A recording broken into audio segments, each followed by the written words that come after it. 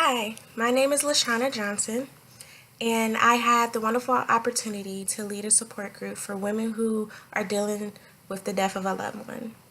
The purpose of this group was to help provide the women a space where they could share their feelings as they go through the many different stages of grief. I also wanted them to learn different ways they can cope with their grief while going through everyday life and to see that they had some type of support during this hard time. Um, Through my job, I have led different task groups, but this support group in particular was the first one I had the pleasure of leading. This support group was held on December 1st, 2018 at 11 a.m. for 2 hours. It included 6 women in total, and all the women who decided to participate were all from the firm that I work at here in Ohio. Besides saying hi to them in passing, I don't know any of the women who participated on a personal level. Therefore, this group was held at my apartment complex in our community house. And then when the women came in, there were refreshments set up for them, and the seating where we were going to hold the group was in a horseshoe style. I was the only leader leading this group, and I played a facilitative role within the group. Like I stated before, the members of the group are my coworkers from the firm that I work at here in Ohio. So before the group even began, and as we waited for everyone to arrive, I was able to kind of stand back and get a feel of the members' interaction styles. By doing so, I could tell that there seemed to already be a sense of trust and comfortability between them. I believe the reason why was because some of them knew each other from work. They had that close personal relationship already. Therefore, once the group began, there was very little awkwardness between the members and I. As I opened the group up, I began with an introduction about myself, and I made sure to provide clarity about the purpose of the group, and then I also took a minute or two to go over the rules of confidentiality within the group. Once my introduction was done, we jumped right into the name round exercise.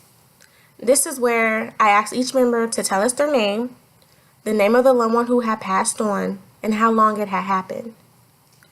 During this round, I also wanted the members to share with us what they wanted to gain from this group, whether it be positive or just people they wanted support for. 5 of the members were willing to share. However, there was one group member who had a difficult time wanting to share. I took this time to make it clear that even though participation is voluntary, I encourage everyone to at least share something so that they can leave here with some type of peace.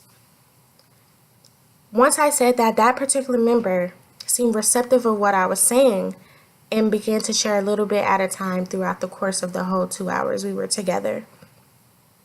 Therefore, overall, this exercise helped the members open up and began to trust each other with sharing their personal feelings and thoughts.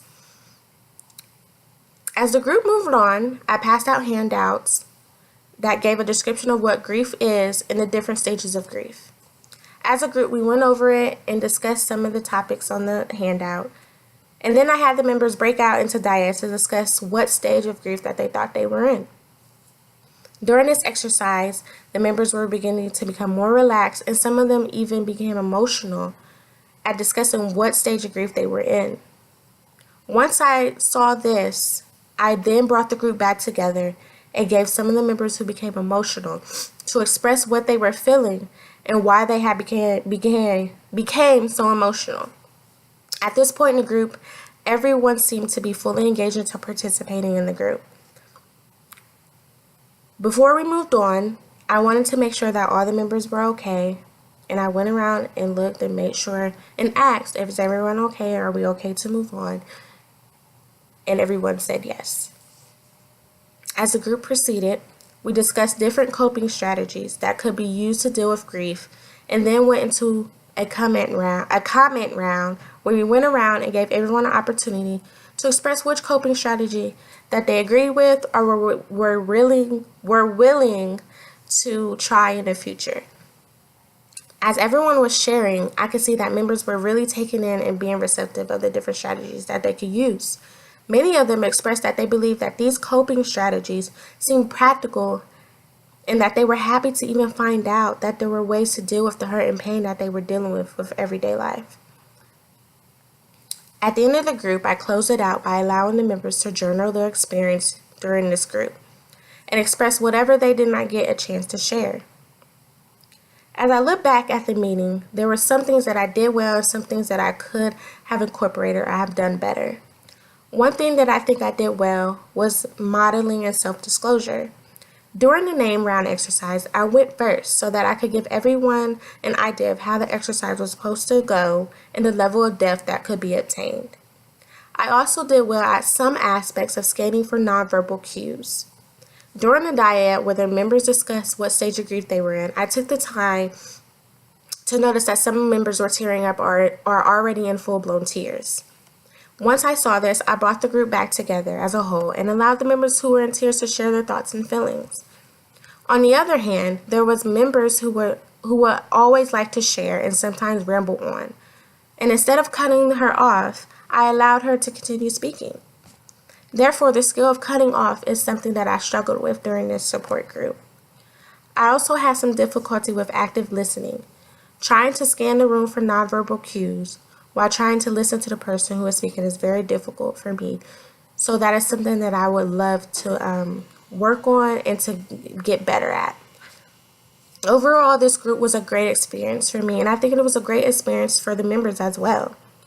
There is obviously some things that I need to work on, technique and skill-wise as a leader, but I pray that the Lord allows me to continue to lead these support groups and maybe eventually have one maybe twice a month or even once a month for women, men, or for various topics or whatever the Lord lays on my heart. I'm appreciative of this project, and I thank you for listening.